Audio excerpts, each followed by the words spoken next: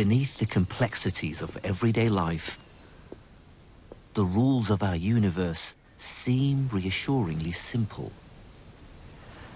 This solid bridge supports my weight. The water flowing underneath always goes downhill. And when I throw this stone, it always flies through the air following a predictable path. But as scientists peered deep into the tiny building blocks of matter, all such certainty vanished. They found the weird world of quantum mechanics. Deep down inside everything we see around us, we found a universe completely unlike our own. To paraphrase one of the founders of quantum mechanics, everything we call real is made up of things that cannot be themselves regarded as real. Around 100 years ago, some of the world's greatest scientists began a journey down the rabbit hole into the strange and the bizarre. They found that in the realm of the very small, things could be in two places at once. That their fates are dictated by chance. And that reality itself defies all common sense. And at stake, that everything we thought we knew about the world might turn out to be completely wrong. The story of our descent into scientific madness begins with a most unlikely object. Berlin, 1890. Germany is a new country, recently unified and hungry to industrialize. In this newly unified Germany, a number of new engineering companies were founded. They spent millions buying the European patent for Edison's new invention, the light bulb. The light bulb was the epitome of modern technology, a great optimistic symbol of progress. Engineering companies quickly realized there were fortunes to be made building streetlights for the new German Empire. But what they didn't realize was that they would also unleash a scientific revolution. Strangely enough, this humble object is responsible for the birth of the most important theory in the whole of science, quantum mechanics, a theory that I've spent my life studying. And that's because back in 1900, the light bulb presented a rather strange problem. Engineers knew that if you heated the filament with electricity, it glowed. The physics that underpinned this, though, was completely unknown. That something as basic as the relationship between the temperature of the filament and the color of light it produces was still a complete mystery. A mystery they were obviously keen to solve. And with the help of the new German state, they saw how to steal a march on their competitors.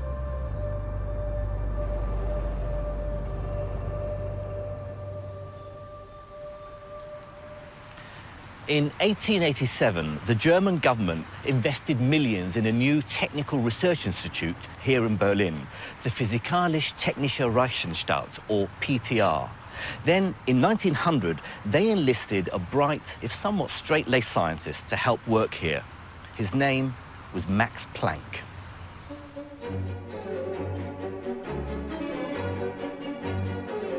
Planck took on a deceptively simple problem: why the color of the light changes as the filament gets hotter. To get a sense of the puzzle facing Planck, I'm going to ride this bicycle with an old-fashioned lamp powered by an old-fashioned dynamo.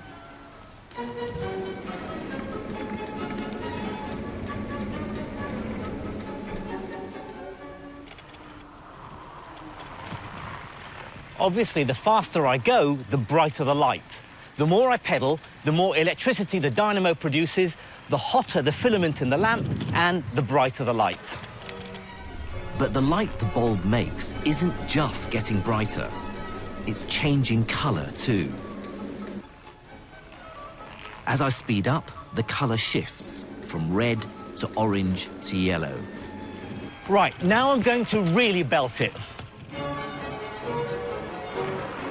Now the bulb's filament is getting even hotter, but although it certainly gets brighter, the color seems to stay the same, yellow-white. Why doesn't the light get any bluer? To investigate, Planck and his colleagues built this, a black body radiator. It's a special tube they could heat to a very precise temperature and a way to measure the color or frequency of the light it produced.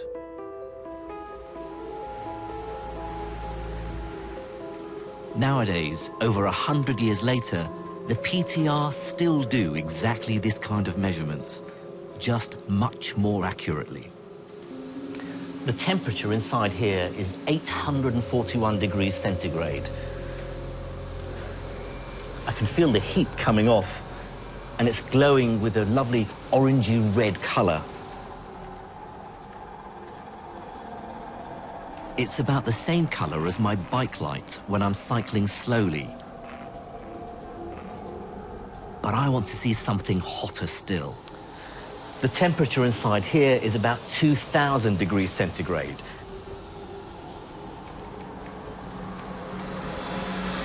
And it's glowing with a much brighter, whiter colored light. To produce light of this intensity and color requires a power of about 40 kilowatts. Now, that's equivalent to about 400 Ms on a bike cycling very fast, or the combined output of the entire Tour de France. Although the light is whiter, it's red-white. There's very little blue. Why is blue so much harder to make than red? And further up the spectrum, beyond blue, the so-called ultraviolet is hardly produced at all, even when we look at things as hot as the sun. Even the sun, at a temperature of 5,500 degrees centigrade, produces mostly white visible light and makes remarkably little ultraviolet light given how hot it is. Why is this? Why is ultraviolet light so hard to make? This remarkable failure of common sense so perplexed scientists of the late 19th century that they gave it a very dramatic name. They called it the ultraviolet catastrophe. Planck took a crucial first step to solving this. He found the precise mathematical link between the color of light, its frequency, and its energy. But he didn't understand the connection. However, it was another weird anomaly that would really put the cat amongst the pigeons. In the late 19th century, scientists were studying the then newly discovered radio waves and how they were transmitted. And to do that, they were building experimental rigs very similar to this one. Basically, by spinning this disc, they could generate huge voltages that caused sparks to jump across the gap between the two metal spheres. But in doing so, they discovered something very unexpected to do with light. They found that by shining a powerful light source on the spheres, they could make the sparks jump across more easily. This suggested a mysterious and unexplained connection between light and electricity.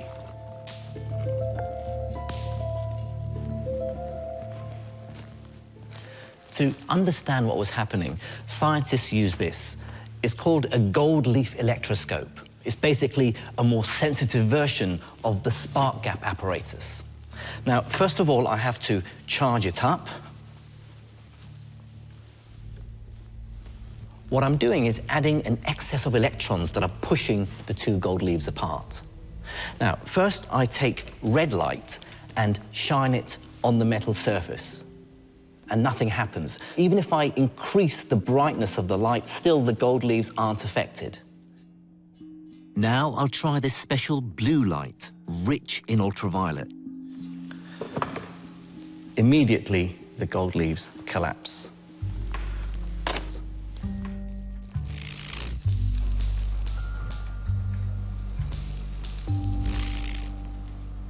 light can clearly remove static electric charge from the leaves. It can somehow knock out the electrons I added to them. But why is ultraviolet light so much better at doing this than red light? This new puzzle became known as the photoelectric effect. The ultraviolet catastrophe and the photoelectric effect were big problems for physicists, because neither could be understood using the best science of the time. The science that said quite unequivocally that light was a wave.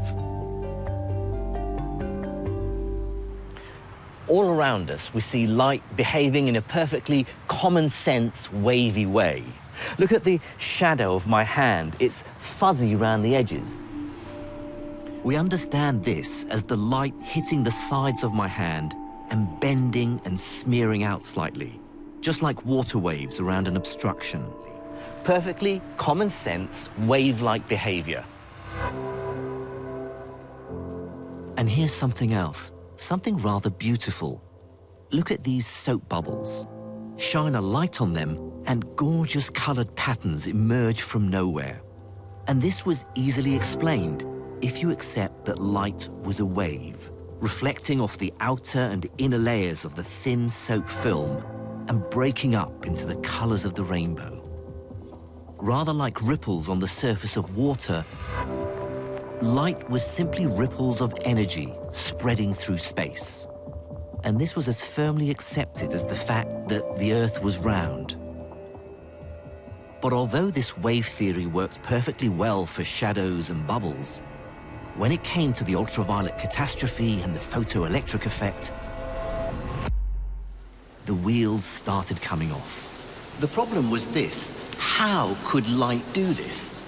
To truly grasp how absurd this phenomenon was, it might be useful to consider how waves in water behave.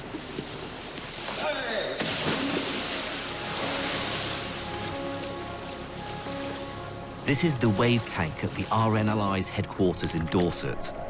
It's used to train lifeboat teams to deal with a range of different kinds of water waves. First, small waves, just 30 centimeters high.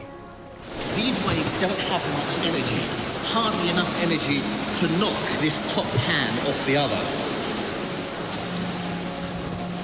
But when the waves grow to over 1.5 meters, it's a very different proposition. And they're really throwing me about. There's no way I can keep this can balanced on the top.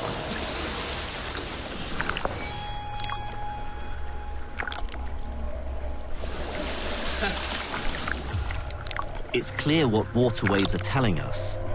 Bigger, more intense waves have more power. They easily knock me and the cans around.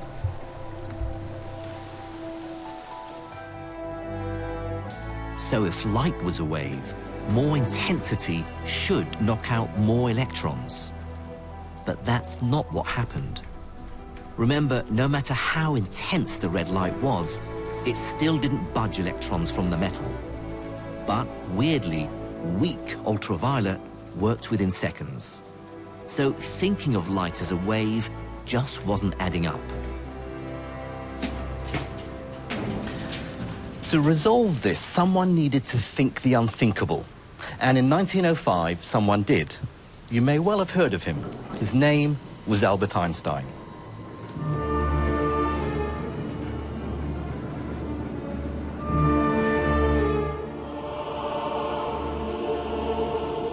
This is the Archenhold-Sternwarte Observatory in Berlin. Perched on top is a strange, huge iron and steel construction. But it's not a gun. It's actually a telescope. Built in 1896, the telescope was one of the largest of its kind in the world and made the observatory the go-to place to engage and astound the public in new science. Albert Einstein gave a very famous public lecture here on his theory of relativity, which is, of course, what he's most famous for. But it's not the work that won him the Nobel Prize.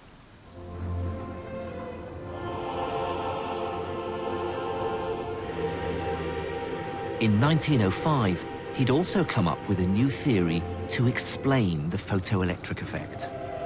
And what he suggested was revolutionary and even heretical. He argued that we have to forget all about the idea that light is a wave and think of it instead as a stream of tiny bullet-like particles. The term he used to describe a particle of light was a quantum. To Einstein, a quantum was a tiny lump of energy. And although in 1905 the word wasn't new, the idea that light could be a quantum seemed crazy. And yet, following Einstein's heretical line of thought to its logical conclusion, solved all the problems with light at a single stroke.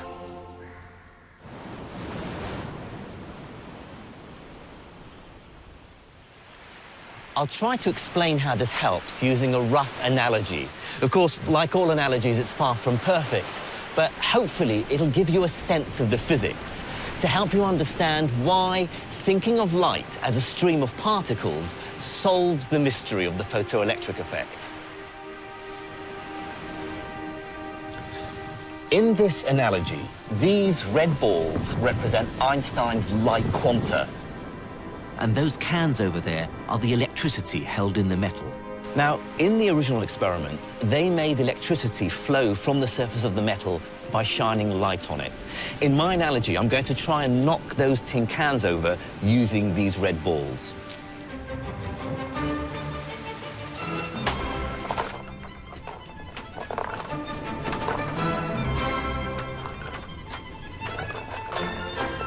Absolutely no effect.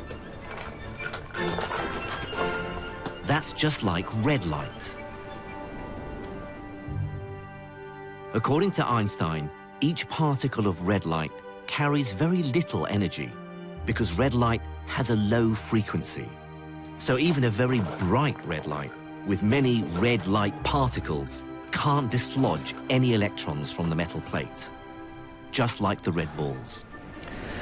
Now I'm going to use heavier balls, like these blue golf balls, and I'm going to try and knock off the tin cans with these.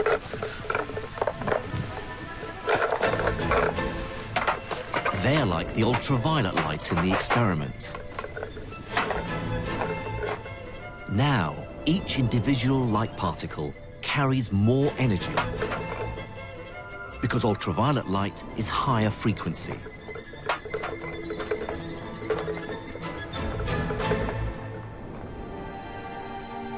Just a few of them, like a dim ultraviolet light, are enough to knock the electrons out of the metal plate and collapse the gold leaf.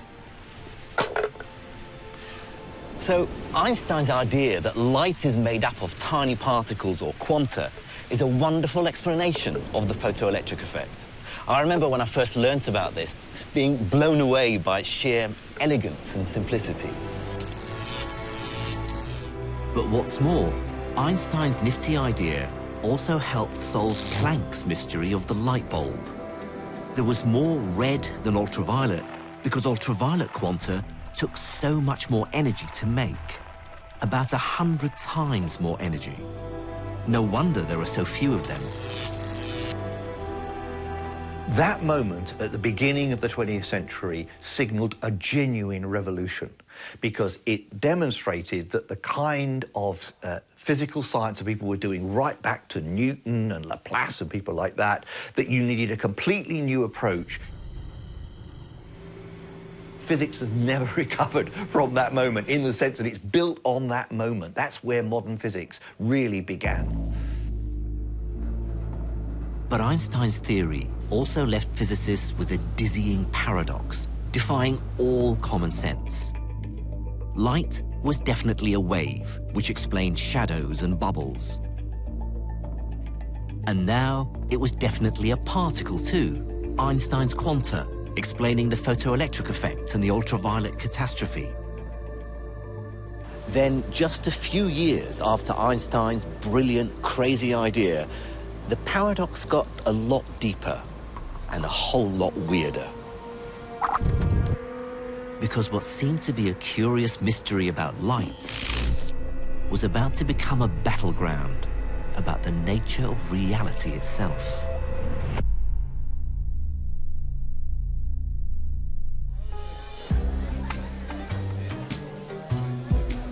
In 1922, the Western world is in the grip of a revolution, a cultural revolution.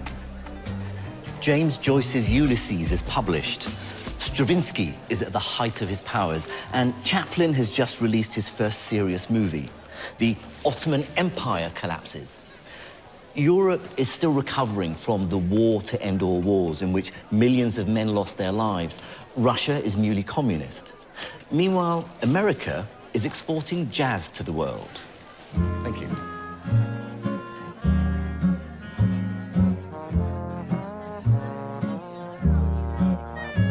In art, politics, literature, economics, there was an insatiable appetite for change. This was the birth of modernism. You got a heart that there's no way of knowing. Can see where you are, but can't see where you're going. And I'm stuck here still. I'm tangled up with you. This whole world can be so uncertain. But, and I might get into trouble for saying this, I would argue that the upheaval that took place in physics at this time would eclipse them all and have far longer-lasting consequences. It had begun with the discovery of the weird and contradictory wave-particle nature of light. It ended up as an epic battle fought between the greatest minds in science for the highest possible stakes, the nature of reality itself. I know I deserve you, I know you're my savior, but when I observe you, you change your behavior. So On one side, a new wave of modernist revolutionary scientists and their leader, the brilliant Danish physicist, Niels Bohr. On the other side, the voice of reason, Albert Einstein, at the height of his powers and now world famous, a formidable adversary.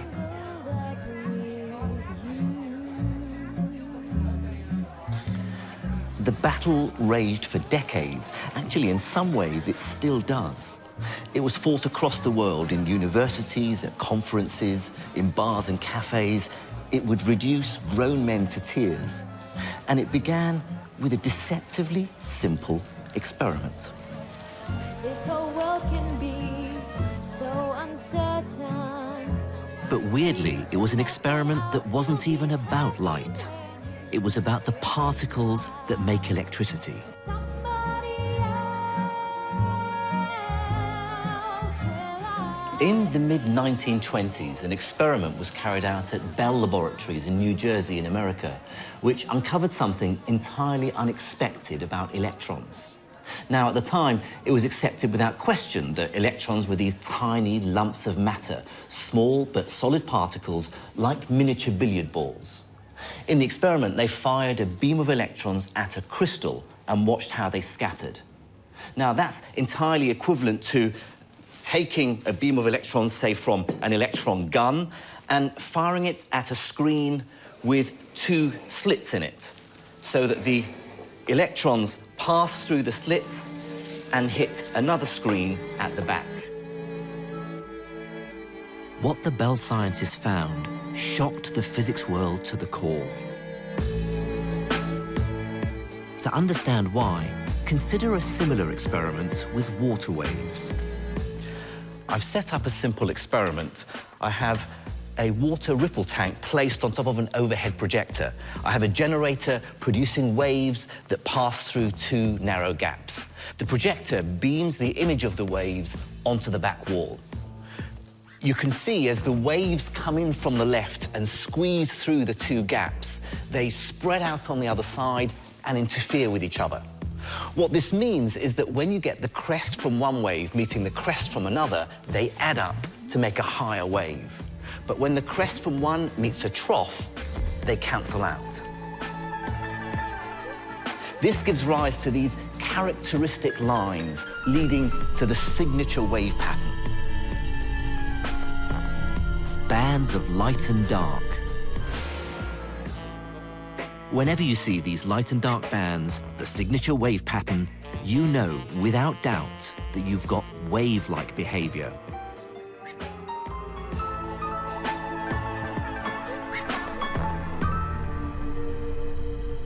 So, guess what they saw in New Jersey? Now it seemed that firing electrons, tiny solid particles, through the two gaps produced exactly the same kind of pattern, bands of light and dark. First, light, for a long time believed to be a wave, was found to sometimes behave like particles. And now electrons, for a long time believed to be particles, were behaving like waves. But it was actually stranger than that. The wave pattern wasn't merely some result of the entire beam of electrons. More recently, this experiment has been repeated in labs around the world by firing one electron at a time through the slits onto the screen. At first, each electron seems to land randomly on the screen. But gradually, a pattern forms. The signature wave pattern. Let me be quite clear about just how weird this is. Remember from the wave tank experiment where the signature wave pattern only exists because each wave passes through both slits and then its two pieces interfere with each other. But here, every individual electron, each single particle, is passing alone through the slits before it hits the screen. And yet, each single electron is still contributing to the signature wave pattern. Each electron has to be behaving like a wave.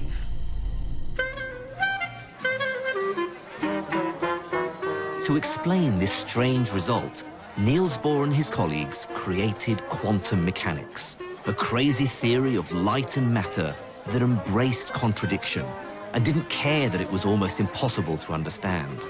As Niels Bohr himself said, anyone who isn't shocked by quantum theory hasn't understood it. So, viewers, I'm going to take our tiny electron and use it to delve deep into the heart of reality. And yes, prepare to be shocked, because this is the only way to explain what we observe when a single electron travels through the slits and hits the screen. Quantum mechanics says this: we can't describe what's traveling as a physical object.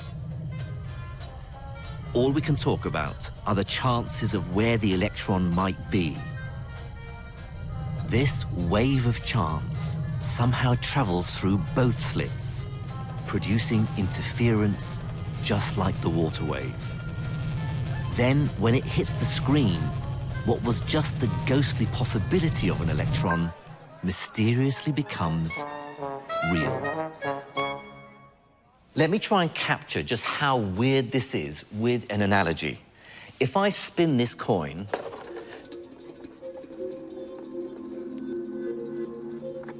then all the time it's spinning, it's a blur. I can't tell if it's heads or tails. But if I stop it, I force it to decide, and it's heads. So before, it was sort of not heads or tails, but a mixture of both. But as soon as I've stopped it, I've forced it to make up its mind.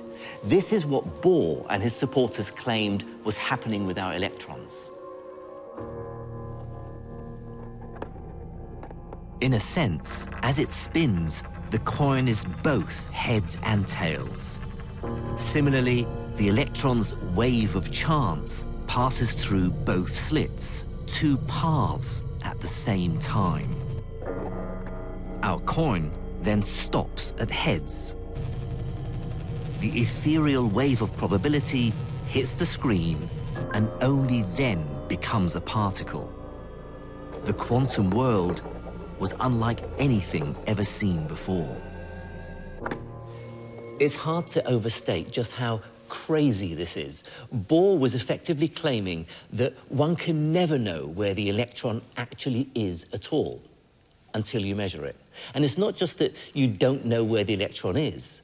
It's weirdly as though the electron itself is everywhere at once. Bear in mind that electrons are among the commonest and most basic building blocks of reality. And yet, here's Bohr saying that only by looking do we actually conjure their position into existence. It's like there's a curtain between us and the quantum world, and behind it, there is no solid reality, just the potential for reality. Things only become real when we pull back the curtain and look. And this view, ladies and gentlemen, became known as the Copenhagen interpretation.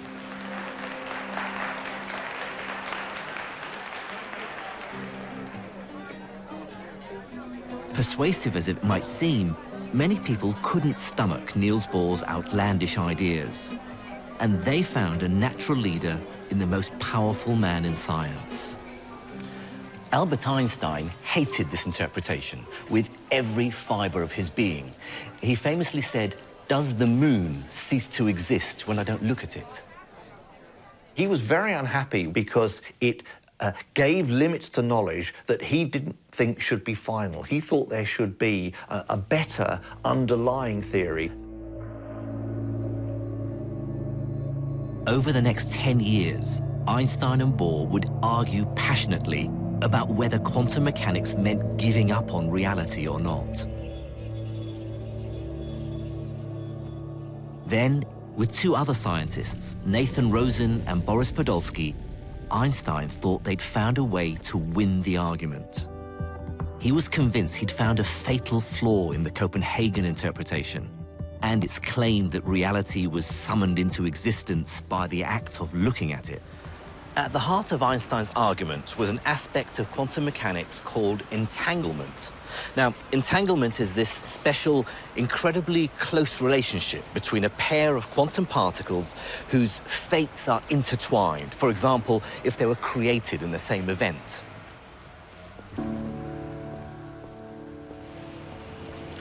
Let me try and explain this by imagining the two particles are spinning coins.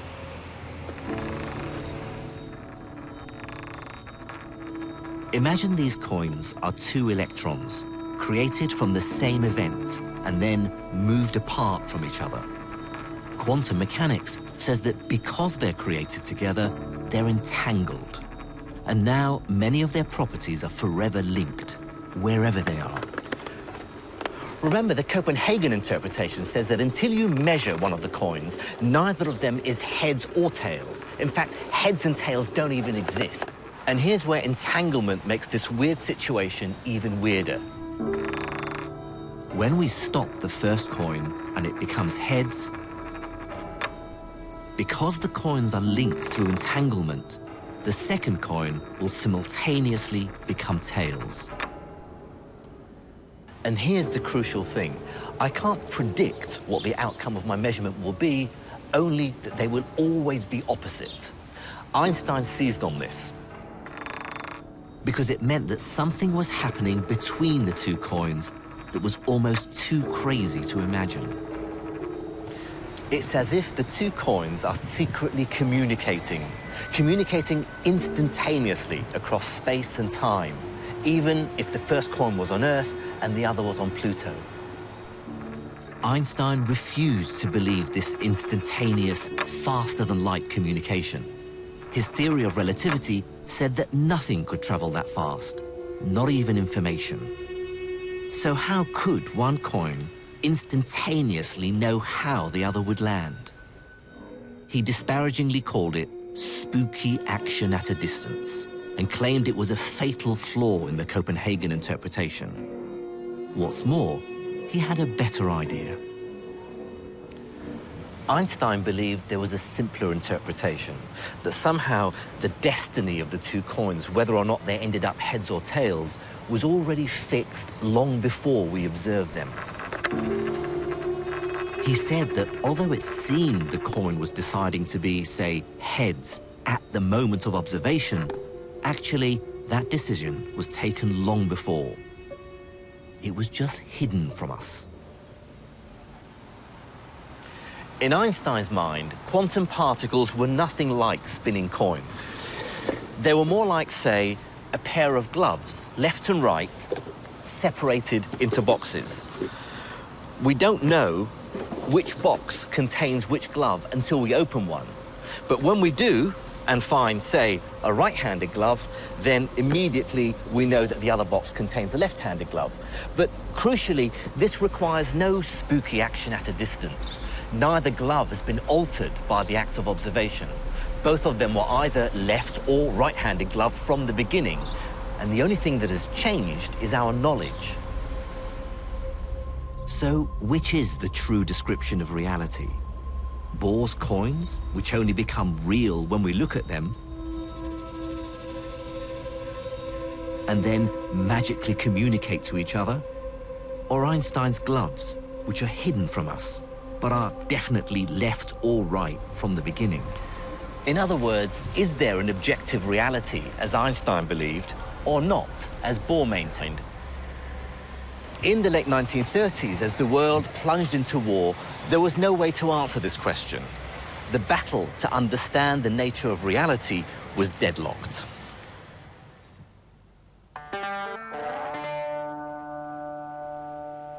The war rolled across Europe, and many of the leading scientists fled to the United States.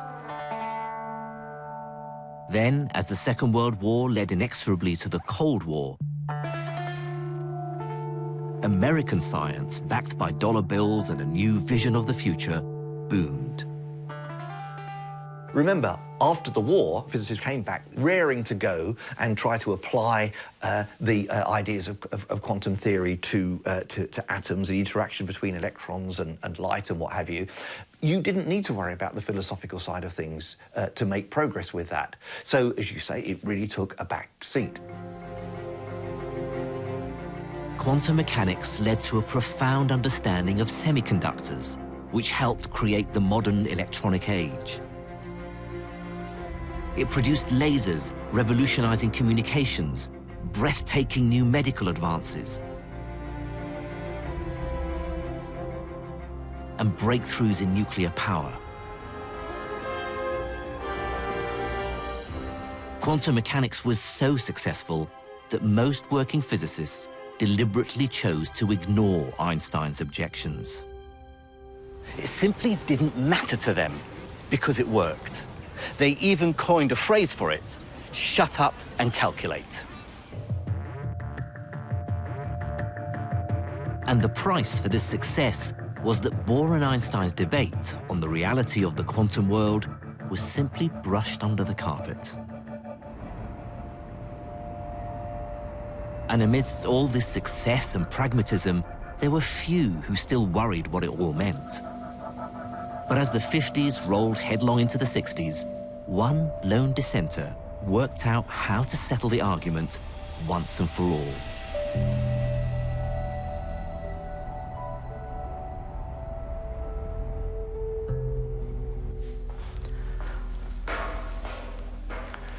John Bell, I think it's fair to say, isn't well known to the general public.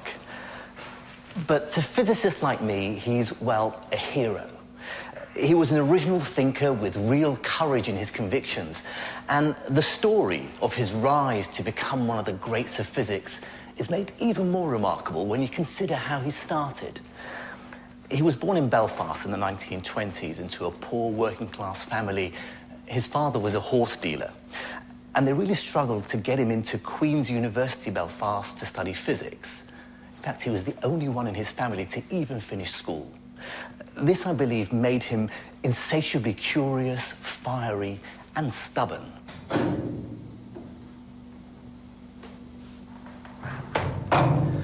I remember meeting John Bell in 1989, a year before he died. We were both at a conference in America, and we happened to be sharing a lift just after both attending a talk on quantum mechanics. Keen to say something to the great John Bell, I said I thought the speaker's conclusions were completely crazy. He stared at me with his piercing blue eyes, and for a moment I thought my fledgling physics career was going down the drain. But as the lift doors opened and he was about to leave, he said, "Yes, I completely agree with you. Haven't they heard of the helium problem?" To this day, I'm not quite sure what the helium problem is, but I was just so relieved that John Bell and I agreed.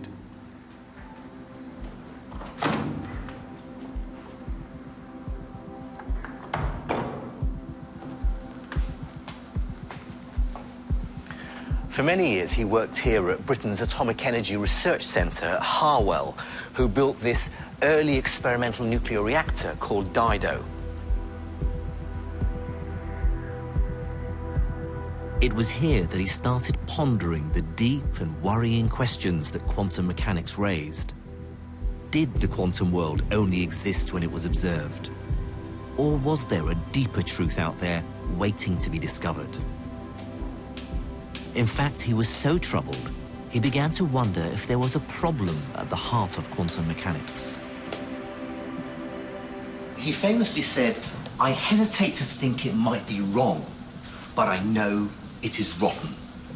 And so in the early 1960s, Bell decided to try and resolve the crisis at the heart of quantum physics. It was an epic challenge. After all, how do you check if something is real, if something is or isn't there, all without looking?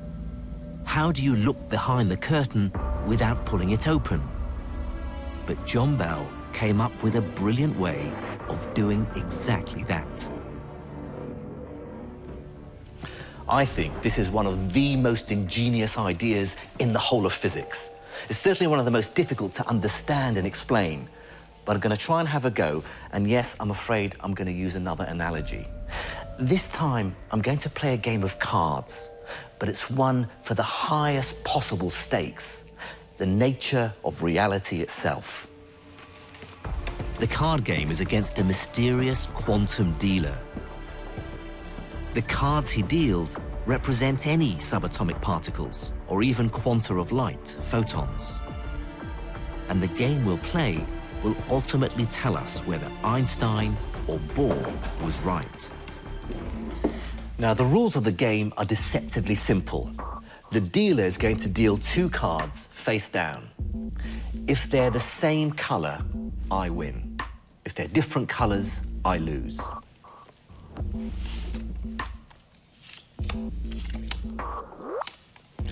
So, I have a red, so I need another red to win. That's black, I lose.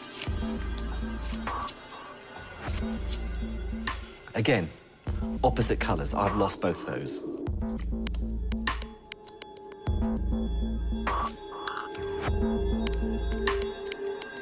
That's 4 in a row.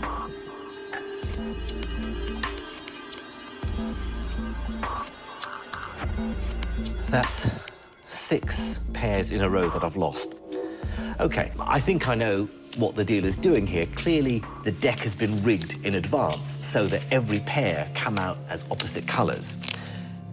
But there's a simple way to catch the dealer out. So what we can do now is change the rules of the game. This time, if they are the opposite color, I win.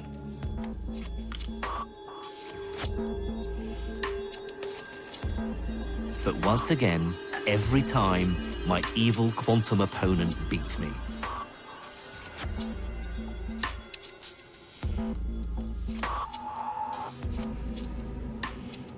But again, I can see what the crafty dealer could have done. Maybe while I wasn't looking, he's switched the pack and rigged it so that it always lands in his favor. Now every pair is the same color. Rigged decks, remember, were what Einstein thought was really happening in the entanglement experiment. He said that just like the gloves were already placed in the box, so the evil dealer stacked the cards before we played. But Niels Bohr's idea was very different. He said red and black don't even exist until you turn them over. Bell's genius was that he came up with a way of deciding once and for all who was right, Einstein or Bohr. This is how he did it. I'm now not going to tell the dealer which game I want to play, same color wins or different color wins, until after he's dealt the cards. Now, because he can never predict which rules I'm going to play by, he can never stack the deck correctly. Now, he can't win. Or can he? So now the rules are different wins. The same, okay? Same color wins. This gets to the very heart of Bell's idea. If we now start playing and I win as many as I lose, then Einstein was right. The dealer is just a trickster with a gift for sleight of hand. Reality may be tricky, but it does have an objective existence. But what if I lose? Well, then I'm forced to admit that there is no sensible explanation. Each card must be sending secret signals to the other across space and time in defiance of everything we know. I'm forced to accept that at the fundamental quantum level, reality is truly unknowable.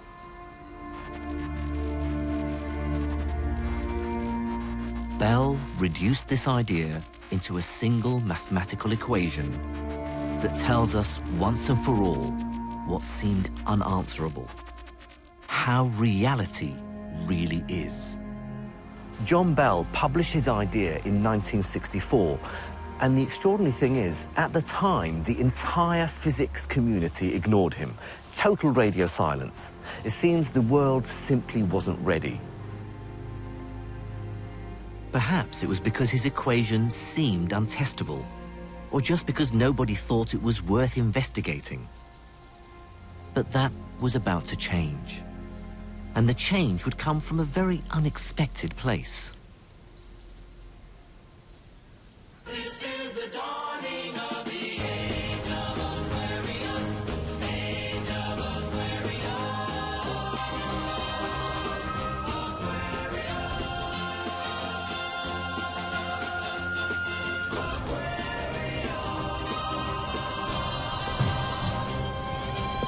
America was in crisis over Vietnam, Watergate, feminism, the Black Panthers. And while all this was going on, a small group of hippie physicists were working at the University of Berkeley in California. They did all the hippie things. They smoked dope, they popped LSD, they debated things like Buddhism and telepathy.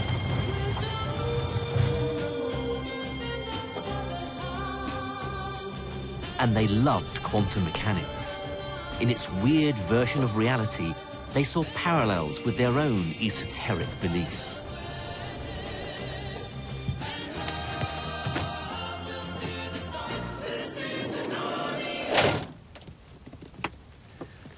Their hippie New Age style physics also caught the attention of the public, who read their crazy hippie books that mixed quantum mechanics with Eastern mysticism. Books like The Tao of Physics, The Dancing Wooly Masters, and my personal favorite, Space, Time and Beyond, Towards an Explanation of the Unexplainable.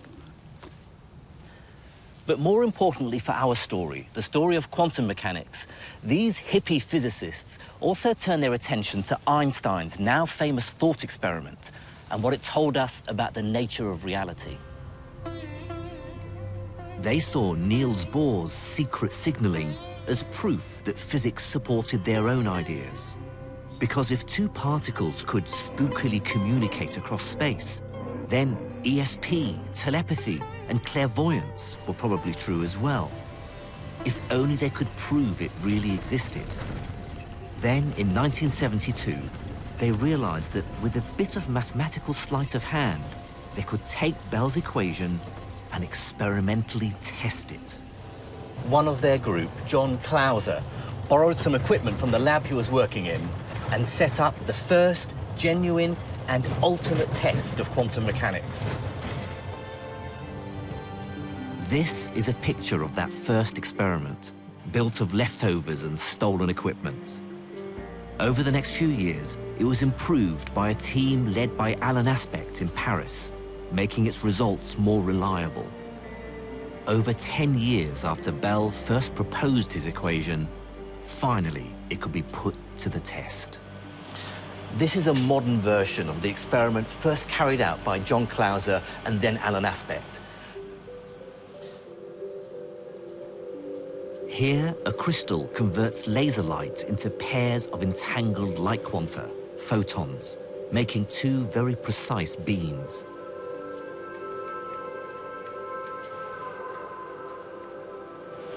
These photons are passed round and bent back again until they pass through these detectors. The two photons are like the two cards the evil dealer places in front of me. We'll measure a property of the photons called polarization, which is equivalent to the color of the playing cards in my game. So, for instance, winning with two matching red cards might be the same as two photons with matching polarization. But because this is quantum mechanics, it's more complicated than my simple card game. And these dials here allow me to measure a second property of the photons as well. Now, that's equivalent to me not only trying to guess the color of the face of the cards, but also trying to guess the color of the back of the cards. Okay, so we're now going to switch on the laser and start the experiment.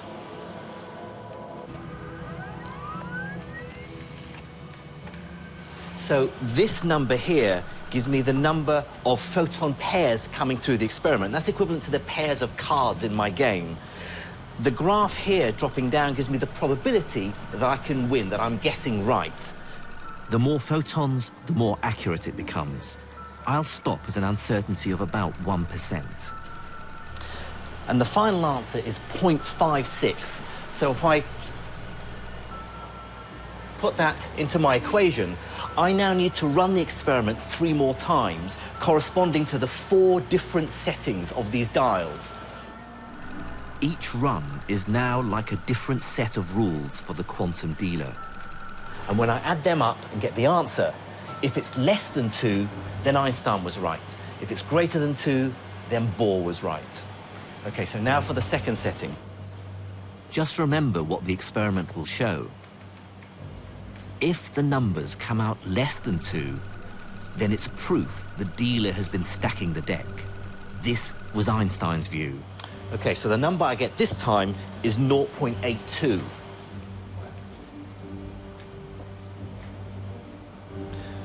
Now reset for run 3.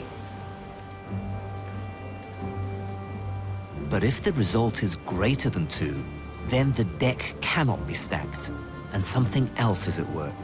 Okay, so the run 3 result is minus 0.59. And finally, run 4. This last number will finally reveal if the world follows common sense or something much more bizarre.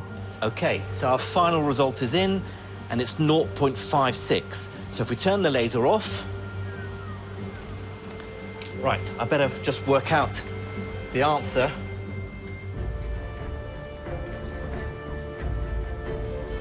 And there we have it, 2.53.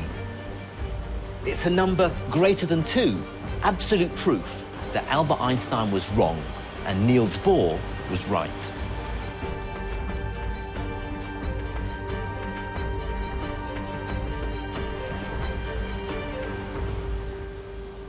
The significance of this result is simply enormous. Just remember what it means. Einstein's version of reality cannot be true. No amount of clever jiggery-pokery with our experiment can cheat nature.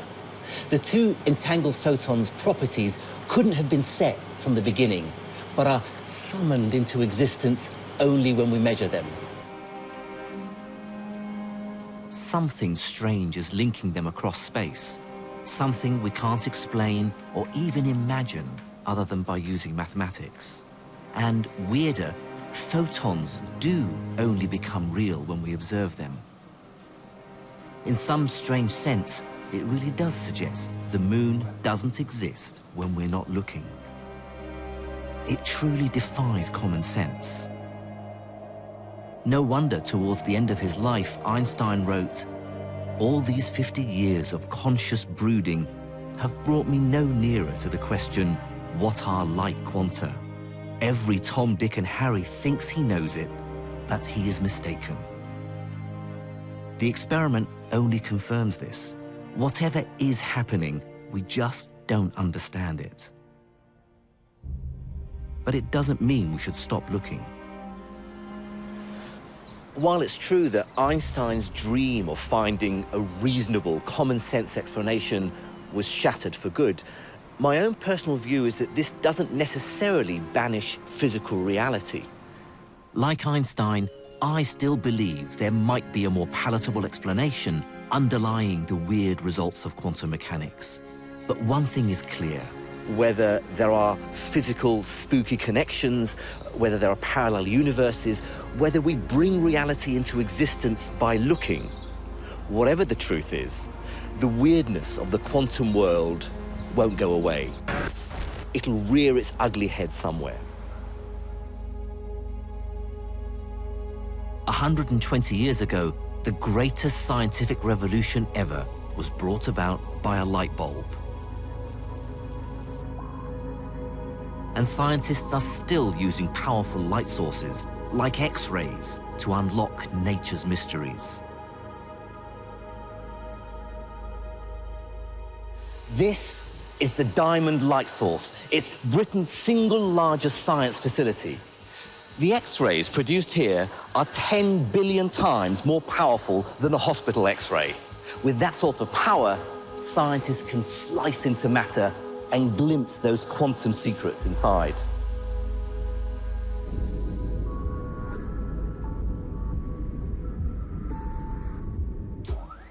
Researchers here are using this powerful light beam to investigate new materials, which may have the potential to bring about an electronics breakthrough as great as any before.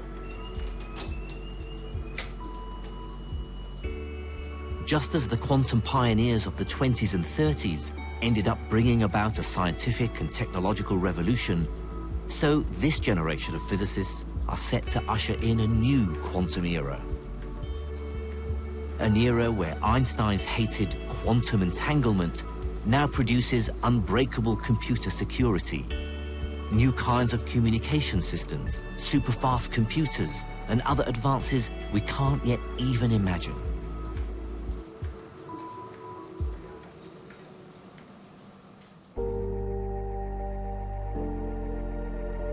And this is why quantum mechanics thrills and frustrates me.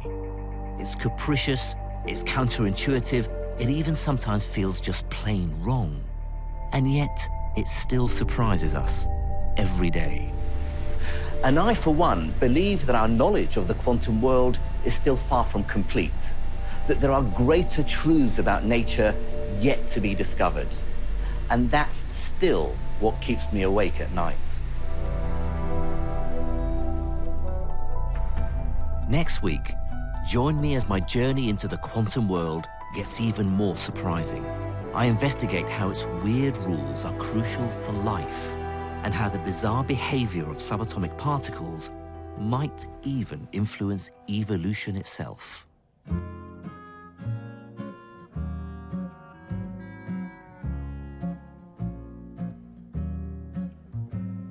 know I deserve you, I know you're my savior, but when I observe you, you change your behavior, so I'm stuck here